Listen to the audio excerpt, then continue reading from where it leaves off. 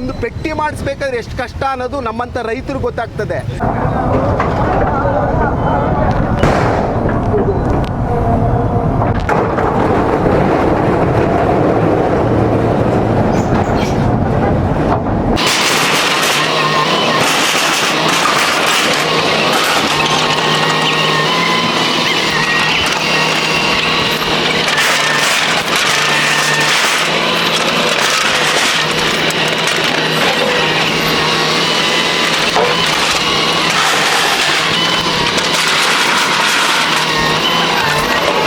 ಇದು ಬೀದಿ ಬದಿ ವ್ಯಾಪಾರ ಕಲೆಕ್ಷನ್ ಟೆಂಡರ್ ನಾನೇ ಎತ್ಕೊಂಡಿದ್ದೆ ಸರ್ ಈ ವರ್ಷ. ಹೋಸತಿ ಬೇರೆಯವ್ರು ಎತ್ತಿರು, ಈ ಸಲ ನಾನೇ ಎತ್ಕೊಂಡಿದ್ದೆ. ಕಡಿಮೆಗೆ ಹೋಗಿತ್ತು, ಬೀಟ್ ಕಡಿಮೆಗೆ ಹೋಗಿತ್ತು. ಅದಕ್ಕೆ ಏನು ಮಾಡಿದ್ರು, ಒಂದು ವಾರ ಬಿಟ್ಟು ಕೊಡ್ತೀವಿ ಅಂತ ಹೇಳಿದ್ರು ಸರ್. ಆಮೇಲೆ ಇನ್ನೂ ಒಂದು ವಾರ ಕೇಳಿದಾಗ ಇನ್ನೊಂದು 15 ದಿನ ಆಗಲಿ ಅಂತವ್ರು. ಆಮೇಲೆ ಬೀಟ್ ಕಡಿಮೆ ಹೋಗಿದೆ, DC ಅವ್ರು ಆರ್ಡರ್ ಬರಬೇಕು ಅಂತ ಹೇಳಿದ್ರು ಸರ್. ಆಮೇಲೆ ಏನು ಮಾಡಿದೆ, ಸ್ಟೇ ಹೋದೆ ಸರ್ ಹೈಕೋರ್ಟ್ಗೆ. ಸ್ಟೇ ಹೋದ ಕಾರಣ ನಮ್ಮನ್ನೆಲ್ಲ ಕೋರ್ಟ್ ಮೆಟ್ಲು ಹತ್ತಿಸ್ದಲ್ಲ ಅಂತ ಅಂದ್ಬಿಟ್ಟು ಅಷ್ಟಿಂದ ಇದೇ ಮಾಡ್ತಾರೆ, ಕಾಯ್ತಾ ಇದ್ರು ಸರ್. ಇಬ್ಬರು ಅಧಿಕಾರಿಗಳು, ಮ್ಯಾನೇಜರು ಮತ್ತು ಪ್ರಭಾಕರ್ ಇಬ್ಬರು ನನ್ನ ವಾಚ್ ಮಾಡ್ತಾ ಇದ್ರು ಸರ್ ಅಷ್ಟಿಂದ ಅಂಗಡಿನ. ಇವ್ನ ಅಂಗಡಿ ಹೊಡಿಲೇಬೇಕು ಅಂತ ಸುಮಾರು ಜನ ಕೇಳಿದ್ರು ಸರ್, ಇವ್ನ ಅಂಗಡಿ ಹೊಡಿಲೇಬೇಕು ಅಂತ.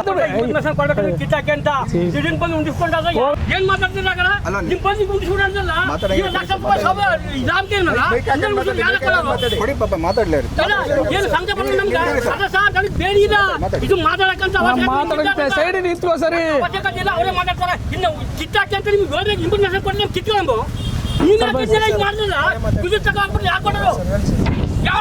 ಕೊಡು.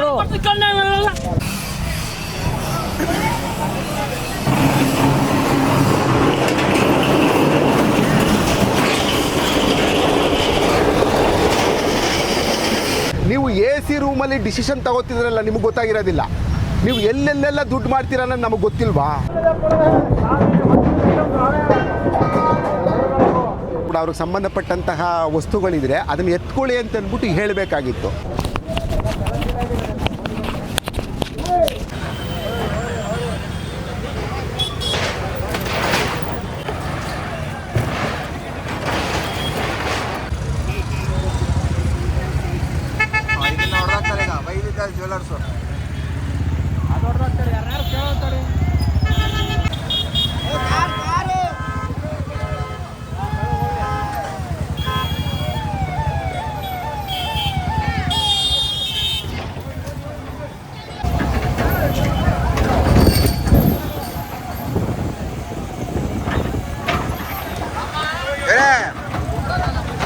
ಸೈಡ್ ಬನ್ನಿ.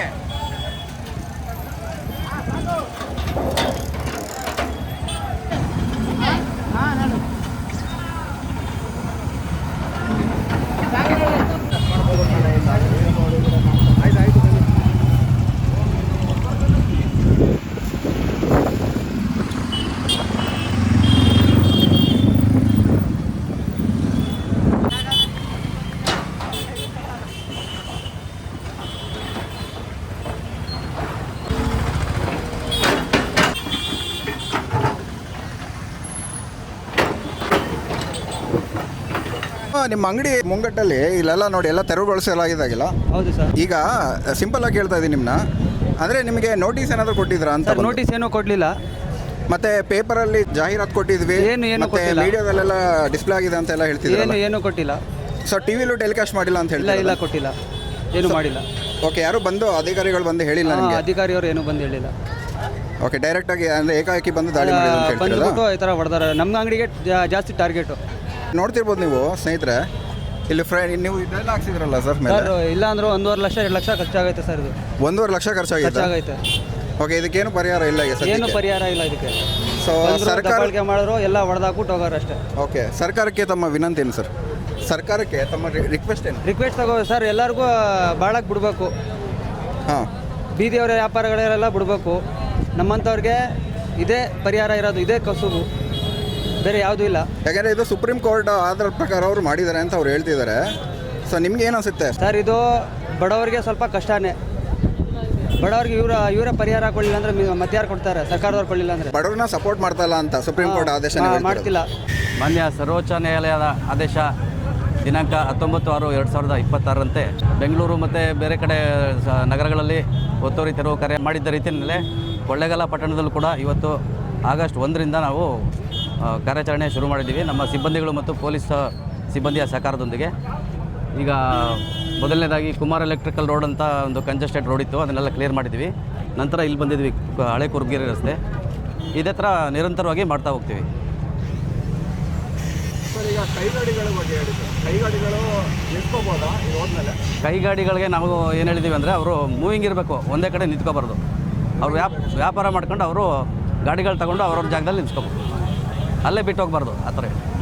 ಇದು ಅನ್ಆಥರೈಸ್ಡ್ ಇದಿರ್ತಲ್ಲ ಸರ್, ಈಗ ಎನ್ಕ್ರೋಚ್ಮೆಂಟ್ ಮಾಡ್ಕೊಂಡಿರ್ತಾರೆ, ಕಟ್ಕೊಂಡಿರ್ತಾರೆ, ಅದೇ ಅದ್ರ ಬಗ್ಗೆ ರಸ್ತೆಗೆ ಏನೋ ಚಾಚ್ಕೊಂಡಿರುತ್ತೆ ಅದನ್ನೆಲ್ಲ ತೆಗೆಸ್ತಾ ಇದ್ವಿ. ಫಿಕ್ಸ್ಡ್ ಆಗಿರಂಗಿಲ್ಲ, ಒಂದು ಫಿಕ್ಸ್ಡ್ ಆಗಿರಂಗಿಲ್ಲ. 2026 ಸುಪ್ರೀಂ ಕೋರ್ಟ್ ಸರ್ವೋಚ್ಚ ನ್ಯಾಯಾಲಯದ ಪ್ರಕರಣ ಸಿವಿಲ್ ಅಪೀಲ್ ನಂಬರ್ 4665 ಸರ್ ನಮಸ್ತೆ, ತಮ್ಮ ಹೆಸರು? ಸರ್ ಪುಟ್ಸ್ವಾಮಿ ಅಂತ. ಇದು ಬೀದಿ ಬದಿ ವ್ಯಾಪಾರ ಕಲೆಕ್ಷನ್ ಟೆಂಡರ್ ನಾನೇ ಎತ್ಕೊಂಡಿದ್ದೆ ಸರ್ ಈ ವರ್ಷ. ಹೋಸತಿ ಬೇರೆಯವ್ರು ಎತ್ತಿರು, ಈ ಸಲ ನಾನೇ ಎತ್ಕೊಂಡಿದ್ದೆ. ಕಡಿಮೆಗೆ ಹೋಗಿತ್ತು, ಬೀಟ್ ಕಡಿಮೆಗೆ ಹೋಗಿತ್ತು. ಅದಕ್ಕೆ ಏನು ಮಾಡಿದ್ರು, ಒಂದು ವಾರ ಬಿಟ್ಟು ಕೊಡ್ತೀನಿ ಅಂತ ಹೇಳಿದ್ರು ಸರ್. ಆಮೇಲೆ ಇನ್ನೂ ಒಂದು ವಾರ ಕೇಳಿದಾಗ ಇನ್ನೊಂದು 15 ದಿನ ಆಗಲಿ ಅಂತವ್ರು. ಆಮೇಲೆ ಬೀಟ್ ಕಡಿಮೆ ಹೋಗಿದೆ, ಡಿ ಸಿ ಅವ್ರು ಆರ್ಡರ್ ಬರಬೇಕು ಅಂತ ಹೇಳಿದ್ರು ಸರ್. ಆಮೇಲೆ ಏನು ಮಾಡಿದೆ, ಸ್ಟೇ ಹೋದೆ ಸರ್ ಹೈಕೋರ್ಟ್ಗೆ. ಸ್ಟೇ ಹೋದ ಕಾರಣ ನಮ್ಮನ್ನೆಲ್ಲ ಕೋರ್ಟ್ ಮೆಟ್ಲು ಹತ್ತಿಸ್ದಲ್ಲ ಅಂತ ಅಂದ್ಬಿಟ್ಟು ಅಷ್ಟಿಂದ ಇದೇ ಮಾಡ್ತಾರೆ, ಕಾಯ್ತಾ ಇದ್ರು ಸರ್. ಇಬ್ಬರು ಅಧಿಕಾರಿಗಳು, ಮ್ಯಾನೇಜರು ಮತ್ತು ಪ್ರಭಾಕರ್ ಇಬ್ಬರು ನನ್ನ ವಾಚ್ ಮಾಡ್ತಾ ಇದ್ರು ಸರ್ ಅಷ್ಟಿಂದ ಅಂಗಡಿನ. ಇವ್ನ ಅಂಗಡಿ ಹೊಡಿಲೇಬೇಕು ಅಂತ ಸುಮಾರು ಜನ ಕೇಳಿದ್ರು ಸರ್, ಇವ್ನ ಅಂಗಡಿ ಹೊಡಿಲೇಬೇಕು ಅಂತ. ನೋಡಿ ಸರ್, ಪಕ್ಕದಲ್ಲಿ ಆ ಅಂಗಡಿಗೆ ಬಿಟ್ಬಿಟ್ಟು ಹೋಗವ್ರೆ. ಈಗ ನನ್ನ ಅಂಗಡಿ ಹೊಡೆಯೋದು ಏನಿತ್ತು? ಎತ್ಕೋಗಿದ್ದಲ್ಲ ಸರ್, ಕಲ್ಗಳನ್ನೆಲ್ಲ ಅರ್ಧ ಎತ್ಕೋಗಿದ್ದಲ್ಲ ಸರ್, ಅರ್ಧ ಐಟಮ್ನೆಲ್ಲ ಬಿಚ್ಚಿ ಎತ್ಕೋಗಿದ್ದಲ್ಲ ಸರ್. ಈಗ ಮನೆಗೆ ಹಾಕ್ಬಿಟ್ಟು ಬರಗಂಟ ನನ್ನ ಮೇಲೆ ಕೋಪಕ್ಕೋಸ್ಕರ ಹೊಡೆದಿರೋದು ಸರ್ ಇವರು, ಇನ್ನೇನು ಇಲ್ಲ ಸರ್. ನಿಮಗೆ ಕಾಲಾವಕಾಶ ಕೊಟ್ಟಿಲ್ಲ ಅಂತ ನೀವು ಹೇಳ್ತೀವಿ? ನಾವು ಕೊಟ್ಟಿಲ್ಲ ಸರ್, 5 ನಿಮಿಷನೂ ಕೊಟ್ಟಿಲ್ವಲ್ಲ ಸರ್. ಈಗ ಅದೇನೇ ಸರ್, ನೋಡಿ ಊಟಕ್ಕೆ ಹೋಗ್ಬೇಕಂತ ಅವ್ರು ತಮ್ಗೆ ಹೋಗಿದ್ದಾರೆ, ಬಿಟ್ಬಿಟ್ಟು ಹೋಗಿದ್ದಾರೆ. ನನ್ನೊಂದು ಹಂಗೆ ಹೋಗ್ಬೋದಾಗಿತ್ತಲ್ವ ಸರ್, ಆಮೇಲೆ ಹೊಡ್ಕೋಬೋದಾಗಿತ್ತಲ್ಲ. ಸುಮಾರು ಕಡೆ ಎಲ್ಲ ಬಿಟ್ಟು ಬಂದರೆ ನನ್ನ ಅಂಗಡಿ ಒಂದೇ ಟಾರ್ಗೆಟ್ ಇದ್ದದು ಸರ್ ಇವರಿಗೆ. ಯಾಕಂದ್ರೆ ನಮ್ಮನ್ನ ಕೋರ್ಟ್ ಮೆಟ್ಲು ಹತ್ತಿಸ್ನಲ್ಲ ಅಂತ ಆ ಕಾರಣಕ್ಕೆ ಕೋರ್ಟ್ ಕಾಪಿ ನೋಡಿ ಸರ್ ಇಲ್ಲಿ. ಸದ್ದು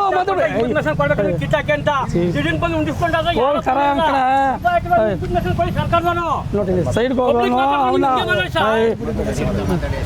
ನೋಡಿ ಸರ್, ಕೋರ್ಟ್ ಕಾಪಿ ನಂದು ಪುಟ್ಸ್ವಾಮಿ. ಈಗ ಇದಕ್ಕೆ ಪರಿಹಾರ ಅವರೇ ಕೊಡಬೇಕು ಸರ್. ಈಗ ಪರಿಹಾರ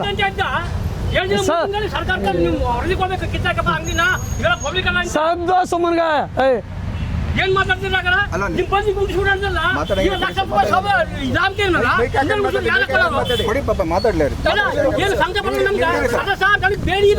ಇದು ಮಾತಾಡಕ್ಕೆ ಸೈಡ್ ನಿಂತ್ಕೋ ಸರಿ. ಅವರೇ ಮಾತಾಡ್ತಾರೆ. ಇನ್ನು ಕಿತ್ತಾಕಿ ಅಂತ ನಿಮ್ಗೆ ಹೋದ್ರೆ ಇನ್ಫಾರ್ಮೇಶನ್ ಕೊಟ್ಟು ನಮ್ಗೆ ಕಿತ್ಕೊಂಡು ನೀನು ಮಾಡಿಲ್ಲ ಇದು ತಗೊಂಡ್ಬಿಟ್ಟು ಯಾಕೆ ಕೊಡೋರು? ಬಿಡಿ ಸರ್, ಕೊಡು. ಅದಕ್ಕೋಸ್ಕರ ನನಗೆ ಈಗ ಇದಕ್ಕೆ ಆ ದ್ವೇಷ ಇಟ್ಕೊಂಡು ಇವ್ರು ಮಾಡಿರೋ ಸರ್.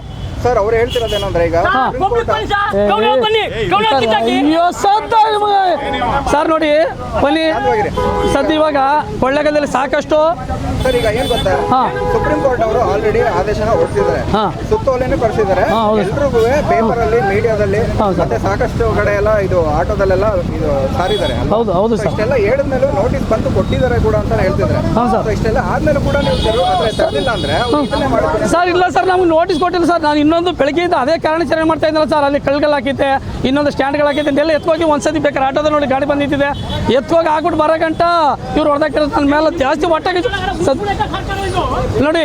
ಈ ರೀತಿ ಹೊಟ್ಟೆ ಕಿಚ್ಚಿಗೆ ಇವ್ರು ಇದು ಮಾಡಿರೋದು ಸರ್, ಹೊಟ್ಟೆ ಕಿಚ್ಚಿಗೆ ಮಾತಾಡೋದು ಸರ್. ಹೊಟ್ಟೆ ಕಿಚ್ಚಿಗೆ ತುಂಬ. ಆಮೇಲೆ ನೋಡಿ, ಈದ್ಗಾ ಮೌಲ್ ಆಗ್ಬೋದು, 100 ಮೌಲ್ ಆಗ್ಬೋದು, ಅಲ್ಲಿ ಶಿವಬಾರ್ ಆಗ್ಬೋದು, ಅಲ್ಲೆಲ್ಲ ಟೈಮ್ ಕೊಟ್ಟಿದ್ದು ಮಾಡೋರ. ನನಗೆ 5 ನಿಮಿಷನೂ ಟೈಮ್ ಕೊಟ್ಟಿಲ್ಲ. ಹೆಂಗೆ ಸರ್ ಇವರು ನಾನು ಟಾರ್ಗೆಟ್ ಇಟ್ಕೊಂಡೆ. ಅದು ಅಧಿಕಾರಿಗಳು, ಪ್ರಭಾಕರು, ಡಿ ಗ್ರೂಪ್ ನೌಕರ ಮತ್ತು ಮ್ಯಾನೇಜರ್ ಇವರು ನಾಗರಾಜು, ಇದು ಲಿಂಗರಾಜು, ಇವರಿಬ್ಬರು ಮಾಡಿರೋ ಕೆಲಸ. ಇವರು ನಮ್ಮನ್ನು ಕೋರ್ಟ್ ಮೆಟ್ಲು ಹತ್ತಿಸ್ತಾನ ಅಂತ ಸುಮಾರು ಜನಕ್ಕೆ ಹೇಳ್ಕೊ ತಿರುಗ್ತಾ ಈ ರೀತಿ ನಾನು ಒಬ್ಬಂದೇ ಟಾರ್ಗೆಟ್ ಇರೋದು ಸರ್. 5 ನಿಮಿಷನೂ ಕೊಟ್ಟಿದ್ದೆ ಸರ್. ಈಗ ನೀವೇ ಕಂಡಾಗ ನೋಡಿ ಸರ್, ಈದ್ಗಾ ಮೌಲ್ಗೆ ಹೋಗಿ ಸುಮಾರು ಕಡೆಗೆ ಹೋಗಿ ಇನ್ನೂ ಕಾರ್ಯಾಚರಣೆ ಮಾಡಿಲ್ಲ. ನನ್ನೊಂದು ಮಾಡ್ಬೋದು, ಇನ್ನು ಬಿಡ್ಬೋದಾಗಿತ್ತಲ್ಲ 5 ನಿಮಿಷ. ನಾ ಏನು ಇಲ್ಲದೆ ಹೋಗಿರೇನೋ, ಬಾಗ್ಲಾಕೋಟೆಗಿರೋ ಸರಿ. 5 ನಿಮಿಷದಲ್ಲಿ ಇವರು ನಿಂತಿದ್ದು ಹೊಡೆದಾಕರಲ್ಲ ಸರ್. ಇದು ಒಟ್ಟವರಿ ಅಲ್ವಾ ಸರ್? ಇದಕ್ಕೆ ಏನಾಗಿದೆ ನಷ್ಟನೆಲ್ಲ ಇವರೇ ಕಟ್ಕೊಡ್ಬೇಕು ಸರ್. ಈಗ ನಿಮ್ಮ ಒಂದು ಈಗ ರಿಕ್ವೆಸ್ಟ್ ಏನಿದೆ ಸರ್ಕಾರಕ್ಕೆ? ರಿಕ್ವೆಸ್ಟ್ ಏನಿದೆ ನಮ್ಗೆ? ಏನು ನಾನು ಟೈಮು ಕೊಟ್ಟೇ ಇಲ್ವಲ್ಲ ಇವರು. ನನಗೆ ಏನಿದೆ, ನಾನು ಪೆಟ್ಟಿ ಅಂಗಡಿ ಕೊಡಿಸ್ಲಿ, ನನಗೆ ಇಟ್ಕೊಳಕ್ಕೆ ಒಂದು ಇದು ಮಾಡಲಿ. ಅಥವಾ ನಾನು ಡ್ರೈನಿಂದ ಆಚೆ ಸರ್ ಇದ್ದದ್ದು, ಡ್ರೈನಿಂದ ಆಚೆ, ಡ್ರೈನಿಂದ ಈಚೆ ಏನಿಲ್ಲ ಸರ್. ಒಂದು ನಿಮಿಷ ಕೊಡಪ್ಪ ಇಲ್ಲಿ ಮೊಬೈಲ. ಕೃಷ್ಣ ಬೈರೇಗೌಡರು ಏನೋ ಹೇಳ್ತಾರೆ ಸರ್, ಡ್ರೈನಿಂದ ಆಚೆರು ಫುಟ್ಪಾತ್ ಇರುವಾಗ ಏನೋ ದಾರಿ ಕೊಟ್ಬಿಟ್ಟು ಇವ್ರು ಮಾಡ್ಕೋಬೇಕು ಅಂತ ಹೇಳಿದ್ವಿ ಸರ್. ಅದನ್ನೆಲ್ಲ ಕಾಪಿ ಕಳಿಸಿದೆ. ಆಮೇಲೆ ಅಲ್ಲೆಲ್ಲ ಬಿಟ್ಬಿಟ್ಟು ನನ್ನ ಅಂಗಡಿನೇ ಬರೀ 20% ಹೊಡಿಬೇಕು ಅಂತ ಹೇಳಿದ್ದು. ನನ್ನ ಅಂಗಡಿನೇ ಟಾರ್ಗೆಟ್ ಇರೋದು ಸರ್. ರಾಜ್ಕುಮಾರ್ ರಸ್ತೆ, ಅಂಬೇಡ್ಕರ್ ರಸ್ತೆ, ಇದನ್ನೆಲ್ಲ ಹೊಡೆದ್ರೆ ನನ್ನ ಅಂಗಡಿ ನಮ್ಗೆ ಯಾತು ಬಂದ್ರು ಸರ್. ಇದು ಇಲ್ಲದೆ ಇವ್ರು ಬಂದ್ರ ಸರ್. ಅದಕ್ಕೋಸ್ಕರ ಈ ಕೃಷ್ಣ ಬೈರೇಗೌಡರು ಹೇಳ್ತಾರೆ, ಏನಂತ ಹೇಳ್ತಾರೆ ನೋಡಿ, ಬರೀ 20% ಕಾರ್ಯಾಚರಣೆ ಮಾಡಬೇಕು, ಎಲ್ಲನೂ ಮಾಡಬಾರ್ದು ಅಂತ ಹೇಳ್ತಾರೆ. ಇವ್ರು ಏನು ಮಾಡ್ತಾರೆ, ನಾನು ಟಾರ್ಗೆಟ್ ಇಟ್ಕೊಂಡೇ ಬಂದಿರೋದು ಸರ್ ಇವರು. ಅದಕ್ಕೆ ನಾನು ನನ್ನ ಇದಕ್ಕೆ ಅವ್ರು ನಷ್ಟ ತುಂಬಿಕೊಡ್ಬೇಕು ಅಂತ ನಾನು ಕೇಳ್ಕೊತೀನಿ ಸರ್. ನೋಡಿ ಸರ್ ಅವ್ರು ಏನಂತ ಹೇಳ್ತಾರೆ ಸರ್, ಇನ್ನೂ ಬಿಡ್ಬೋದಾಗಿತ್ತು ಸರ್. ನನಗೆ ಒಂದು 10 ನಿಮಿಷ ಟೈಮ್ ಕೇಳ್ತಾ ಇದ್ದಿಲ್ಲ, ನಾನು ಒಂದು ದಿನ ಕೇಳ್ತಾ ಇರಲಿಲ್ಲ ಸರ್. 10 ನಿಮಿಷ ನಿಮ್ಮ ಕೈಲಿ ಕೊಡೋಕ್ಕಾಗಿಲ್ವಲ್ಲ ಸರ್, ಅದನ್ನ ಹೇಳೋದು. ನೋಡಿ ಸರ್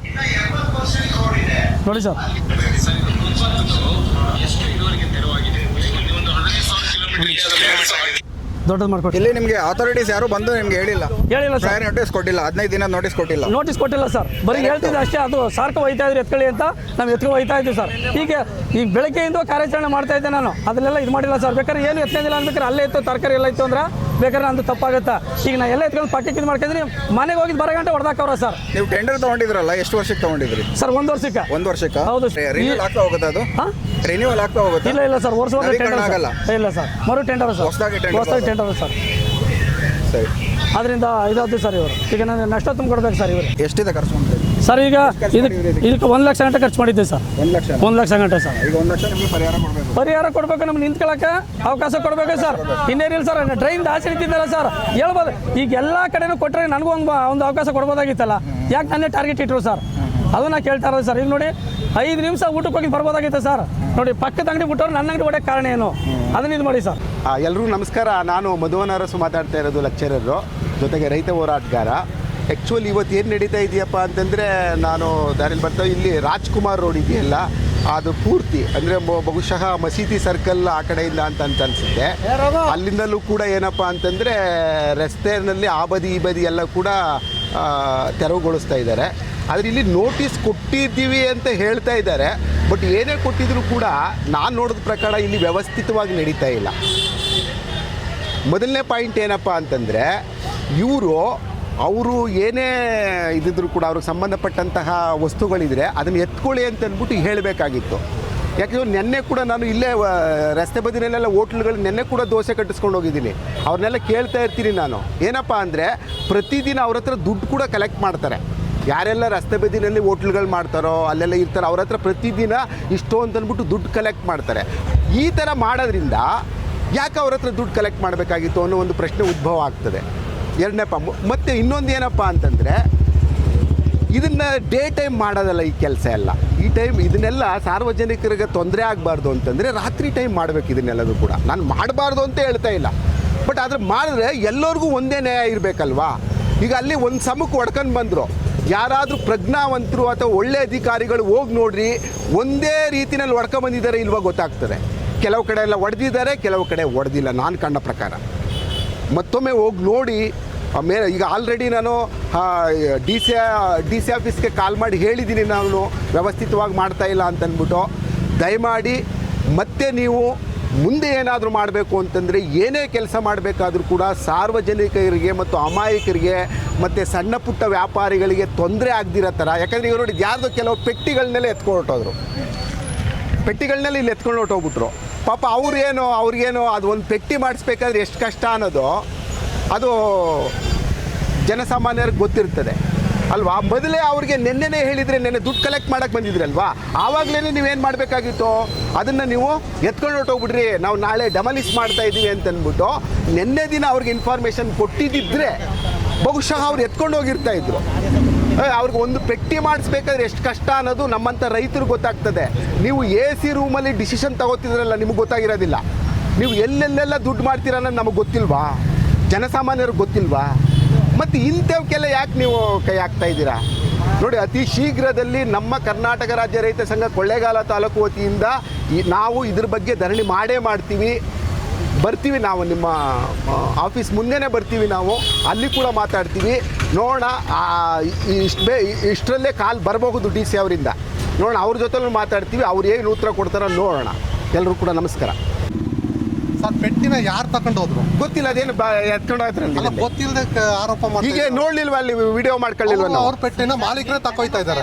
ಯಾರು ತಗೊಂಡೋಗ್ಲಿ ಸರ್, ಮಾಲೀಕರೇ ತಗೊಂಡು ಹೋಗ್ತಾ ಇದ್ದಾರೆ. ಸುಮ್ನೆ ಈಗ ನೀವು ಮಾತಾಡಬಾರ್ದು, ಅಧಿಕಾರಿಗಳು ಬಂದು ನಮ್ಮ ಜೊತೆ ಮಾತಾಡ್ಬೇಕು. ಕೆಲಸ ಮಾಡ್ತಾ ಇಲ್ಲ, ನೀವು ಕೆಲ್ಸಗಾರ ಅಷ್ಟೇನೆ, ನೀವು ಕೆಲ್ಸಗಾರರು. ನೀವು ನಮ್ಮ ಜೊತೆ ಮಾತಾಡೋದಕ್ಕಿಂತ ಬೆಸ್ಟ್ ನಿಮ್ಮ ಅಧಿಕಾರಿಗಳನ್ನ ಕಳಿಸಿ ನಮ್ಮ ಜೊತೆ ಮಾತಾಡ್ಲಿ. ಇಲ್ಲ, ಸುಳ್ಳು ಅಂತಲ್ಲ, ಸುಳ್ಳು ಮಾಹಿತಿ ಈಗ ಸಮವಾಗಿ ಹೊಡೆದಿದ್ದಾರೆ ಸರ್ ಅಲ್ಲಿ. ಸರ್ ಅದು ಬೇಡ ಸರ್. ಸರ್, ಪೆಟ್ಟಿ ಯಾರು ತಕೊಂಡೋದ್ರು ಸರ್? ಪೆಟ್ಟಿ ತಗೊಂಡೋಗ್ಲಿ, ಅದ್ರ ಬೇಡ್ರಿ. ಅಲ್ಲ, ಈಗ ವ್ಯವಸ್ಥಿತವಾಗಿ ಮಾಡ್ತಾ ಇದ್ದೀರಾ. ಪೆಟ್ಟಿಯಲ್ಲಿ ಯಾರು- ಮೊದಲನೇ ಪ್ರಶ್ನೆಗೆ ಉತ್ತರ ಕೊಡ್ರಿ ನೀವು. ಸರ್ ಪೆಟ್ಟಿ ಯಾರು ಸರ್ ಅದ್ ಬೇಡಿ ಸರ್, ನಾನು ಹೇಳೋದೇನು ಗೊತ್ತಾ ಸರ್, ವ್ಯವಸ್ಥಿತವಾಗಿ ಮಾಡ್ತಾ ಇದ್ದೀರಾ. ಸರ್ ಮಾಡ್ತಾ ಇದ್ದೀವಿ. ವ್ಯವಸ್ಥಿತವಾಗಿ ಮಾಡ್ತಾ ಇದ್ದೀರಾ, ಅಷ್ಟೇ ಬೇಕು ಸರ್ ನನ್ನ ಪ್ರಶ್ನೆ. ಈಗ ಒಂದು ಕೆಲಸ ಮಾಡ್ತೀನಿ, ಈಗ DC ಅವ್ರಿಗೆ ಕಾಲ್ ಮಾಡ್ಕೊಡ್ತೀನಿ ನಾನು, ನೀವು ಅವ್ರಿಗೆ ಹೇಳಿ ಸರ್. ಸುಪ್ರೀಂ ಕೋರ್ಟ್ ನನಗೆ ಅದು ಬೇಡ, ಒಂದೇ ಪ್ರಶ್ನೆಗೆ ಉತ್ತರ ಕೊಡಿ. ವ್ಯವಸ್ಥಿತವಾಗಿ ಮಾಡ್ತಾ ಇದ್ರಿ ಇಲ್ವಾ? ಮಾಡ್ತಾ ಇದ್ದೀವಿ ಇದ್ರೆ ಇದೆ ಅಂತ ಹೇಳಿ. ಮಾಡ್ತಾ ಇದ್ದೀವಿ. ಹೌದಾ ಸರ್? ಮಾಡ್ತಾ ಇದ್ದೀವಿ. ಸರಿ ಬಿಡಿ, ಇದನ್ನ ಡಿಸೈಡ್ ಮಾಡೋರು ಯಾರು ನೆಕ್ಸ್ಟ್? ಹೌದಲ್ವಾ? ನೀವು ಡಿಸೈಡ್ ಮಾಡ್ಲಿಲ್ಲ ಮಾಡೋದಲ್ಲ, ಅಂತೀರಾ? ಅಧಿಕಾರಿಗಳು ಡಿಸೈಡ್ ಮಾಡಲಿ. ಹಾ. ನಾವು ಮಾತಾಡಿರೋದ್ರಲ್ಲಿ ರೆಕಾರ್ಡ್ ಆಗಿರ್ತದೆ, ರಾಜ್ ಸ್ಟುಡಿಯೋದವ್ರ ಹತ್ರ ರೆಕಾರ್ಡಿಂಗ್ಸ್ ಇರ್ತದೆ. ಇದನ್ನ ಫೈನಲ್ ಡಿಸಿಷನ್ ಯಾರು ತಗೋಬೇಕು? ಸರ್ ಬೆಳಗ್ಗೆ ಅಧಿಕಾರಿಗಳು ತಗೊಳ್ಳಿ. ಏನ್ ಮಾಹಿತಿ ಕೊಡ್ತಾ ಇದ್ದೀರಾ? ಅಧಿಕಾರಿಗಳು ತಗೋತಾರೆ ಸರ್. ಚಾನಲ್ ಅವರು ಬೆಳಗ್ಗೆ ಅಲ್ವಾ ನಮ್ಮ ಸರ್? ಜೊತೆಲೇ ಇದ್ದಾರೆ. ಅವರು ನಿಮ್ ತರನೇ ಪಾಪ ಹೊಟ್ಟೆ ಅಲ್ಲ, ನೀವು ಹೇಳಿದ್ರಲ್ಲ. ಬಿಡಿ, ಅದು ತಪ್ಪಾಗಿದ್ರು ಪೆಟ್ಟಿ ಸರಿ, ತಗೊಂಡ್ರು ಅಂತ ಯಾರು ತಗೊಂಡೋಗಿದ್ದು? ಅದು ತಪ್ಪಾಗಿರು ಸರಿ, ಯಾರು ರೈಟ್ ಆಗಿರು ತಗೊಂಡೋಗಿದ್ದು? ಅದೆಲ್ಲ ಸರಿ. ಈಗ ವ್ಯವಸ್ಥಿತವಾಗಿ ಮಾಡ್ತಾ ಇದ್ರೆ ಆ ಪ್ರಶ್ನೆಗೆ ಉತ್ತರ ಪೆಟ್ಟಿ ಕೊಡಿ ಸರ್. ಮಾಲೀಕರೇ ಅವ್ರು ತಗೊಂಡು ಬಿಡಿ, ಅಧಿಕಾರಿಗಳು ಮಾತಾಡ್ತಾರೆ ಬಿಡಿ ಸರ್. ನೀವು ಬೇಡಿ, ಅಧಿಕಾರಿಗಳು ಮಾತಾಡ್ತಾರೆ ಬಿಡಿ. ಹೇಳಿ ಸರ್, ಪೆಟ್ಟಿ ಯಾರು ಈಗ ನೀವು ಯಾವಾಗಲೇ ನೀವು ಕೊಟ್ಟಿದ್ದ ಸ್ಟೇಟ್ಮೆಂಟ್ ಪ್ರಕಾರ ಸರ್ ಜಾಗ ಬಿಡಿ ಸರ್, ಜಾಗ ಬಿಡಿ, ಜಾಗ ಪೆಟ್ಟಿ ನಾವು ತಗೊಂಡಿಲ್ಲ. ಆವಾಗಲೇ ಸರ್ ಹೇಳಿದೇನೆಂದ್ರೆ ಆವಾಗಲೇ ಪೆಟ್ಟಿ ನೀವು ಹೇಳಿದ್ರಲ್ಲ ಮಾಹಿತಿ ಕೊಡುವಾಗ ಈಗ ಇದೆಯಲ್ಲ ಒಂದ್ ನಿಮಿಷ ನಾನು ಹೇಳಿದ್ದೇನು ಅಂದ್ರೆ, ಈಗ ಸರ್ ಎರಡನೇ ಪ್ರಶ್ನೆಗೆ ಆಮೇಲೆ ಉತ್ತರ ಕೊಡ್ತೀನಿ ನಾನು. ಪೆಟ್ಟಿ ನಾವು ತಗೊಂಡಿದ್ದೀವಿ. That is secondary. ಈಗ ಅವ್ರ ಅಧಿಕಾರಿಗಳು ಬರ್ಲಿ, ವ್ಯವಸ್ಥಿತವಾಗಿ ಮಾಡ್ತಾ ಇದ್ದೀರಿ ಇಲ್ವಾ ಅಂತ ಅದಕ್ಕೆ ಉತ್ತರ ಕೊಟ್ಬಿಟ್ಟು ಮುಂದಿನ ಮಾತಿಗೆ ಬರ್ಲಿ. ನಮ್ಮ ಗಾಡಿಗಳು ಮತ್ತೆ ಬಂದು ಕೂತ್ಕೊಂಡು ನೀವು ಇಲ್ಲೇ ಇರ್ತೀರ ತಾನೆ, ನೀವು ಇಲ್ಲೇ ಇರ್ತೀರ ತಾನೆ, ನಾನು ಇಲ್ಲೇ ಇರ್ತೀನಿ, ನಾನು ಲೆಕ್ಚರರು. ಮೊದಲನೇ ಪ್ರಶ್ನೆಗೆ ಅವ್ರು ಉತ್ತರ ಕೊಡ್ಲಿ, ಆಮೇಲೆ ಮುಂದಿನ ಪ್ರಶ್ನೆಗೆ ಹೋಗೋಣ ಕೊಡ್ಬೋದಾ ಸರ್ ಎಲ್ಲದಕ್ಕೂ ಉತ್ತರ? ಅಧಿಕಾರಿಗಳು ಬರ್ಲಿ ಸರ್, ನೀವು ಬಂದ ಪ್ರಯೋಜನಗಳ ಅವ್ರು ಕೇಳ್ತಾ ಇರೋದು ಇಷ್ಟೇನೆ. ನಾವು ಕೇಳ್ತಾ ಇರೋದು ನಮ್ಗೆ ಅಧಿಕಾರಿಗಳು ಬೇಕು. ನಾನು ಅಧಿಕಾರಿಗಳಿಗೆ ವಿರುದ್ಧ ಮಾತಾಡ್ತಾ ಇರೋದು, ನಿಮ್ಮ ವಿರುದ್ಧ ಅಲ್ಲ ನಾನು. ಓಕೆ, ಈಗ ನೀವು ಹೇಳ್ತಾ ಇರೋದೇನಂದ್ರೆ ವ್ಯವಸ್ಥಿತವಾಗಿ ಮಾಡಿಲ್ಲ ಅಂತ. ಅದನ್ನ ಅವ್ರು ಹೇಳ್ತಾ ಇದ್ದಾರೆ, ಅವ್ರು ಹೇಳ್ತಾ ಇದ್ದಾರೆ. ಪೆಟ್ಟಿಗಳು ಈಗ ನನಗೆ ಕಾಣ್ತಿರಾಗ ನಾನು ಹೇಳ್ತಾ ಇದ್ದೀನಿ, ನಿಮಗೆ ಕಾಣ್ತಾ ಇರಾಗ ನೀವು ಹೇಳಿ ಅಷ್ಟೇನೆ. ನಮ್ಮ ವೆಹಿಕಲ್ಗಳು ಸರ್ ಆಕ್ಚುಲಿ ಇವರು ಪೆಟ್ಟಿ ತಗೊಂಡು ಹೋಗಿ ಸರ್ ಇನ್ನೊಂದು ಏನು ಗೊತ್ತಾ, ಇದು ಇವತ್ತಿಗೆ ನಿಂತೋಗೋದಿಲ್ಲ. ನಾವು ಸೋಮವಾರ ಬರ್ತೀವಿ, RTI ಅರ್ಜಿ ಹಾಕ್ತೀವಿ, ಏನೆಲ್ಲ ಕೆಲಸ ಮಾಡಿದ್ದಾರೆ ಅಂತ ಗೊತ್ತಾಗ್ತದೆ ಅಲ್ವಾ ಸರ್? ನಾವು ದಾಖಲಾತಿಗಳನ್ನೆಲ್ಲ RTIಗೆ ಹಾಕ್ಬಿಟ್ಟು ಎತ್ತಿಸ್ತೀವಿ ಸರ್. ಒಂದ್ ನಿಮಿಷ ಸರ್, ಗೊತ್ತಾಗುತ್ತೆ ಸರ್, ಮುಂದೆ ಗೊತ್ತಾಗ್ತದೆ. ಈಗ ನನ್ನ ಪ್ರಶ್ನೆ ಏನ್ ಗೊತ್ತಾ ಸರ್, ವ್ಯವಸ್ಥಿತವಾಗಿ ಮಾಡಿದಾರೋ ಇಲ್ವೋ ಅನ್ನೋದು ಇಲ್ಲಿ ಪ್ರಶ್ನೆ. ವ್ಯವಸ್ಥಿತವಾಗಿ ಮಾಡಿಲ್ಲ ಅನ್ನೋದು ನಮ್ಮ ಪ್ರಶ್ನೆ. ವ್ಯವಸ್ಥಿತವಾಗಿ ಮಾಡ್ತಾ ಅಲ್ಲ, ವ್ಯವಸ್ಥಿತವಾಗಿ ಮಾಡ್ತಾ ಇಲ್ಲ ಅಂತ ಸರ್ ವ್ಯವಸ್ಥಿತವಾಗಿ ಮಾಡ್ತಾ ಇಲ್ಲ ಅಂತ ನಮ್ಮ ಪ್ರಶ್ನೆ. ನಾವು ವ್ಯವಸ್ಥಿತವಾಗಿ ನಿಮ್ಮ ಪರ್ಮಿಷನ್ ಆಯ್ತಾ? ಈಗ ಪರ್ಮಿಷನ್ ತಗೊಂಡೇನೆ ಆ ಪೆಟ್ಟಿ ಅಂಗಡಿ ಅದ್ರ ಬಗ್ಗೆ ಹೇಳಿದ್ರಲ್ಲ, ಅದನ್ನು ಅದು ವಿಚಾರಣೆ ಮಾಡ್ಬಿಟ್ಟು ಇದು ಮಾಡೋಣ ಬಿಡಿ ಸರ್. ಆಯ್ತು ಸರ್. ವಿಚಾರಣೆ ಮಾಡೋಣ ಬಿಡಿ ಸರ್. ಈಗ ಸರ್ ಒಂದ್ ನಿಮಿಷ ಅಲ್ಲಿ ರೆಕಾರ್ಡಿಂಗ್ಸ್ ಇರ್ತದೆ ಸರ್. ಒಂದ್ ನಿಮಿಷ ಕೈ ಬಿಡಿ. ಈಗ ಇನ್ನೊಂದೇನ್ ಗೊತ್ತಾ, ಒಂದು ಗಾಡಿಲಿ ಒಂದು ನಟ್ಟು ಬೋಲ್ಟ್ ತೋರಿಸಿ ನೀವು. ಆಯ್ತು ಪರವಾಗಿಲ್ಲ. ಈಗ ಈಗ ಫೈನಲ್ ಆಗಿ ಉತ್ತರ ಕೊಟ್ಬಿಟ್ಟು ಇವ್ರ ಎದುರುಗಡೆ ವ್ಯವಸ್ಥಿತವಾಗಿ ಮಾಡ್ತಾ ಇದ್ದೀರಾ ಸರ್? ರೆಕಾರ್ಡ್ ಮಾಡ್ಕೊಂಡಿದ್ದೀರಿ ಸರ್. ಇದಕ್ಕೆ ಉತ್ತರ ಕೊಡಬೇಕಾಗಿರೋದು ನೆಕ್ಸ್ಟ್ ಅಧಿಕಾರಿಗಳು ಸರ್, ಅಲ್ವಾ ಸರ್? ಬಿಡಿ, ಹೀಗ್ಯಾಕೆ ಮತ್ತೆ? ಈಗ ನಾವು ಏನಪ್ಪಾ ಅಂತಂದ್ರೆ ಕೆಲವ್ರ ಪರವಾಗಿ ಮಾತಾಡ್ತೀವಿ ನಾವು, ಅದೆರಡನೇ ವಿಚಾರ. ಅವ್ರ ಪರವಾಗಿ ಮಾತಾಡ್ತಾರೆ, ಯಾರು ಸರಿ ಇರ್ತದೋ ಅವ್ರು ಗೆಲ್ತಾರೆ ಅಷ್ಟೇನೆ. ಇದಿಲ್ಲೇನು ಅಲ್ವಾ? ಅಷ್ಟೇನೆ.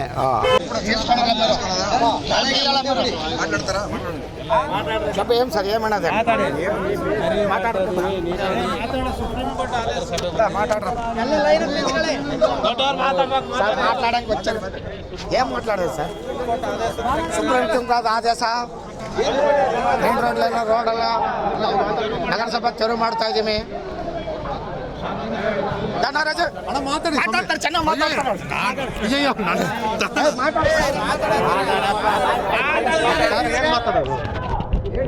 ಕೋರ್ಟ್ದ ಆದೇಶ ಪ್ರಕಾರ ಏನೇ ದಿನ ನಮ್ಮ ಕಾರ್ಮಿಕ ಕಮಿಷನರ್ ಆದೇಶದ ಮೇರೆಗೆ ಬೆಳಗ್ಗೆ ಹೈಕೋರ್ಟ್ ಆದೇಶ ಇದೆ, ಎಲ್ಲ ತೆರವು ಕಾರ್ಯಾಚರಣೆಗೆ ಬರಬೇಕಂತ ಕಾರ್ಮಿಕರು ಸುಪ್ರೀಂ ಕೋರ್ಟ್ ಆದೇಶ ಇದೆ ಅಂತ ನಮ್ಮ ಕಮಿಷನರ್ ಸಾಹೇಬ್ರು ಹೇಳಿದ್ರು. ಬೆಳಗ್ಗೆ ನಮ್ಮ ಡ್ಯೂಟಿ ಎಲ್ಲ ಮುಗಿಸ್ಕೊಂಡು ಮತ್ತೆ ತಿಂಡಿ ಮಾಡಿ 10 ಗಂಟೆಗೆಲ್ಲ ಅವ್ರ ಜೊತೆ ಬಂದು ಈಗ ತೆರವು ಕಾರ್ಯಾಚರಣೆಯಲ್ಲಿ ಪಾಲ್ಗೊಂಡಿದ್ದೀವಿ, ಕಾರ್ಯಾಚರಣೆ ಮಾಡ್ತಾಯಿದ್ದೀವಿ. ಬೆಳಗ್ಗೆ ಕುಮಾರ ಎಲೆಕ್ಟ್ರಿಕಲ್ ರಸ್ತೆ ಆಯಿತು, ಮತ್ತು ಅಲ್ಲಿಂದ ಮೇನ್ ರೋಡ್ ಬಂದ್ವು, ಮತ್ತು ಇದು ತುರುಪಗೆರೆ ರಸ್ತೆಯಲ್ಲಿ ಈಗ ತೆರವು ಕಾರ್ಯಾಚರಣೆ ಮಾಡ್ತಾಯಿದ್ದೀವಿ. ಇವತ್ತಿಗೆ ಕುರುಬಗೆರೆ ನಾಶ. ಇನ್ನು ಕಮಿಷನರ್ ಇನ್ನು ಎಲ್ಲಿ ಹೇಳಿದಾರೆ ಅಲ್ಲಿಗೆ ಹೋಯ್ತೀವಿ ಮತ್ತೆ ಬಸ್ತಿಪುರ ಮೇನ್ ರೋಡ್ಗೆ ಹೇಳಿದಾರೆ. ಹಾಂ ಅಲ್ಗೋ ಅವರು